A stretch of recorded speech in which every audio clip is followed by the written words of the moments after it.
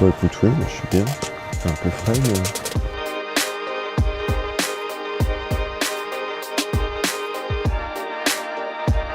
Marc Chassobéné, je suis adjoint au maire de Saint-Étienne en charge de la culture et vice-président de Saint-Étienne Métropole, délégué au numérique et au design.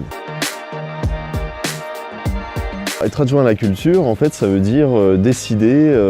évidemment en fonction des ambitions du maire, des orientations culturelles de la ville,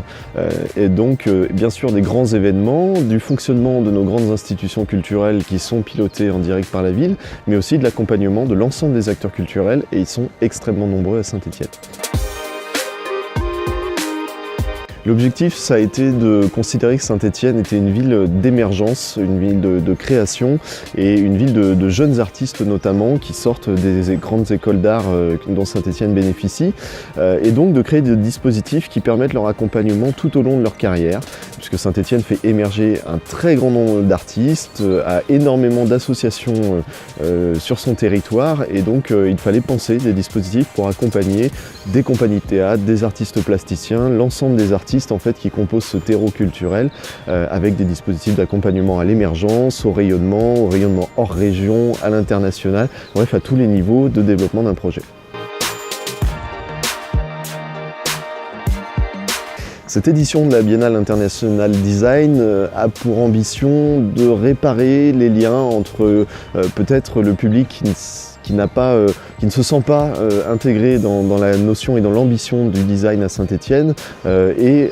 finalement le monde des spécialistes du design. Les Stéphanois parfois ont peut-être un peu oublié que Saint-Étienne c'est une ville de design depuis toujours. Ça n'est pas arrivé comme ça dans les dernières décennies. Ce sont les industriels stéphanois qui au 19e ont compris que l'apport d'artistes dans leur production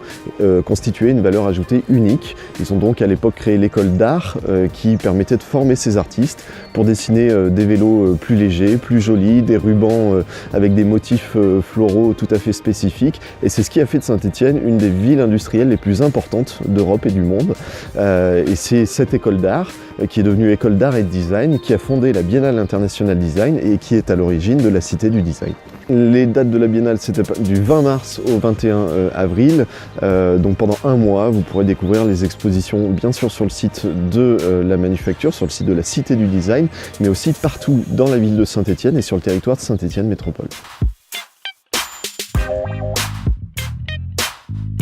On est une ville extrêmement en avant-garde et nous sommes une ville extrêmement riche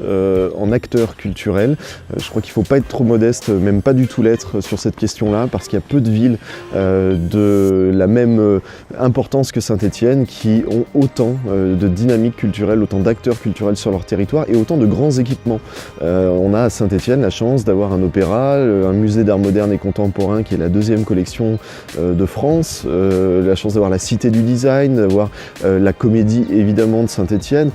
c'est une spécificité stéphanoise. On ouvre encore dans les mois qui viennent et jusqu'à 2020 de nouveaux équipements comme la Comète, comme la Maison du patrimoine et des lettres au sein de la demeure Chamoncel que les Stéphanois connaissent sous le nom de Maison François Ier. Donc c'est une ville qui est réellement extrêmement riche, il faut le dire et il faut le faire savoir, et en tout cas c'est toute l'ambition qu'on porte avec Gaël Perdriau.